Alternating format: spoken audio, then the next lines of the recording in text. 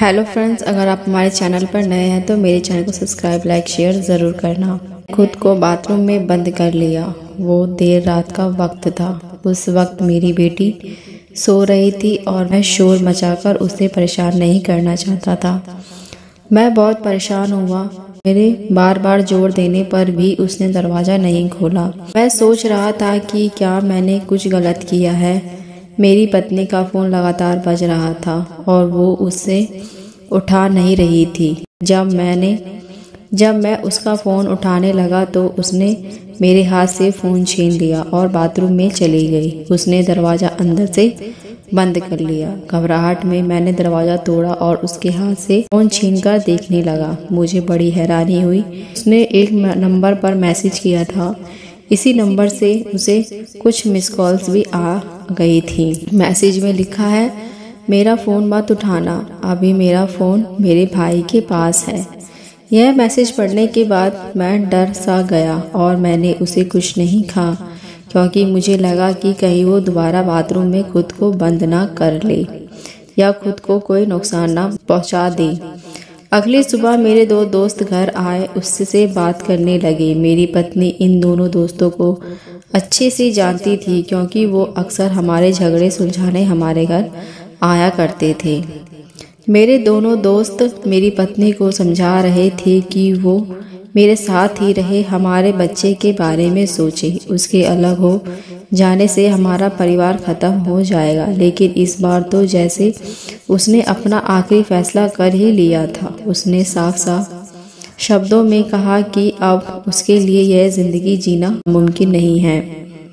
अगले दिन उसने घर छोड़ दिया, लेकिन इस बार वो अपनी बेटी को साथ लेकर नहीं गई। उसने मुझे और बेटी दोनों को छोड़ दिया। मैं भीतर से टूट गया था, बेहद अकेला महसूस कर रहा था, लेकिन कहीं न कहीं ये सुकून भी था कि कम से कम मेरी 3 साल की बेटी तो मेरे पास है। हम दोनों की लव मैरिज हुई थी और शादी करने के लिए हमें अपने अपने परिवारों से भी काफ़ी झगड़ना पड़ा था। जब हमारी बेटी महज 3 महीने की थी तब भी वह घर से चली गई थी और बेटी को भी साथ ले गई थी। लेकिन उस वक्त एक दोस्त के समझाने पर वो लौट आई थी। लेकिन इस बार तो मुझे और मेरी बेटी दोनों को छोड़ गई और कुछ दिन बाद लौट के आया तो वो था तलाक का कागज। कोर्ट में सुनवाई के दौरान उसने साफ कह दिया कि बेटी की देखभाल उसका पिता यानी मैं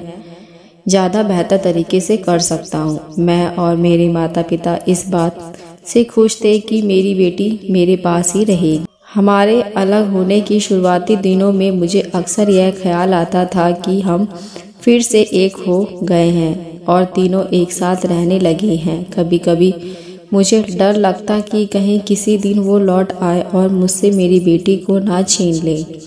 जब हम साथ रहते थे तो हम अपनी बेटी की जिम्मेदारियों को आपस में बांट लेते थे, लेकिन अब तो सारी जिम्मेदारियां मुझे अकेले ही निभानी थी। हालांकि मेरे माता पिता भी वहाँ थे जो मेरी मदद करते थे, लेकिन मैं चाहता था कि मेरी बेटी को कभी भी अपनी माँ की कमी महसूस ना हो। छोटी सी उम्र में ही मेरी बेटी को इतिहास से जुड़ी जगहों पर जाने का शौक था, इसलिए काफ़ी दफ़ा मैं उसे अलग अलग जगहों पर लेकर जाता। इस दौरान अगर कभी कोई उससे पूछता कि तुम्हारी माँ कहाँ है तो वह चुप हो जाती। जब भी कोई मुझसे बुरा भला कहता तो वह हमेशा मेरा बचाव करती। जब मैं परेशान या हताश होता तो वो हमेशा हौसला बढ़ाती। लेकिन मैंने कभी भी मुझसे अपनी माँ के बारे में नहीं पूछा। हालांकि माँ शब्द सुनने पर उसकी चुप्पी का अंदाज़ा मुझे हो जाता। मुझे महसूस होता कि उसकी माँ उसके साथ होती तो शायद वह और ज़्यादा खुलकर अपनी बातें कर पाती। कुछ साल पहले मेरा बहुत खतरनाक एक्सीडेंट हुआ और मुझे बहुत चोट लगी।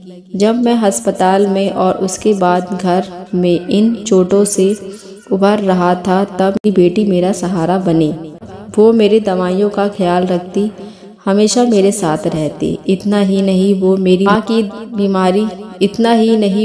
माँ की बीमारी का ध्यान भी रखने लगी। मेरी माँ को डायबिटीज़ की बीमारी है तो वो उन्हें डॉक्टर के बताए अनुसार इंसुलिन का डोज देती। मुझे कई बार लोगों ने दूसरी शादी करने की सलाह दी, लेकिन मेरे लिए अपनी पत्नी को भुला पाना और उसके साथ तलाक को भुला पाना आसान नहीं था। आखिर हमारी लव मैरिज हुई थी। अब मेरी बेटी 13 वर्ष की हो गई है और मेरे माता पिता चाहते थे कि अब वो मेरे साथ बाहर जाना घूमने ना जाए, क्योंकि घूमने के दौरान उसे महामारी हो गई तो शायद मैं उसे संभाल ना पाऊँ, लेकिन उसके लिए मैं तैयार हूँ। अगर उसे महामारी शुरू होती है तो मैं उसके बारे में समझाऊंगा और बताऊंगा कि यह चीज़ लड़कियों के साथ महीने में कुछ तय दिनों के लिए होती है। यह कल्पना चावला की तरह अंतरिक्ष यानी बनना चाहती है। वो पढ़ाई में बहुत अच्छी है और दूसरी शादी ना करने के पीछे एक वजह यह भी है क्योंकि मुझे लगता है कि अगर दूसरी शादी कर ली तो शायद मैं अपनी बेटी को उतना वक्त नहीं दे पाऊंगा जितना अभी दे रहा हूँ। हालांकि मैं इतना भी चाहता हूँ कि अगर मैं दूसरी शादी के लिए तैयार हुआ तो मेरी बेटी मुझे बिल्कुल नहीं रोकेगी और ना ही वो इसमें कोई अड़चन पैदा करेगी। वैसे सच बताऊं तो दूसरी शादी को लेकर मेरे मन में यही डर है कि अगर मेरे और मेरी बेटी के बीच एक दूसरी औरत आ गई तो कहीं हमारे बीच गलतफहमियां तो नहीं बढ़ जाएंगी। अगर वो महिला मेरी बेटी को बहुत सामान्य तरीके से भी कुछ कहेगी तो शायद मुझे वो बुरा लगेगा। इसलिए मेरी दूसरी शादी भी खतरे में पड़ जाएगी और मैं दूसरी बार उस दर्द से गुजरना नहीं चाहता। यही वजह है कि मैं दूसरी शादी ही नहीं करना चाहता। मेरी जिंदगी की अब बस एक ही मकसद है, वो है मेरी प्यारी बेटी की खुशी। मैं आशा करती हूँ ये कहानी आपको अच्छी लगी होगी। अगर अच्छी लगी हो तो मेरे चैनल को सब्सक्राइब, लाइक, शेयर ज़रूर करना। अब मिलते हैं नई कहानी के साथ। देखने और सुनने के लिए धन्यवाद।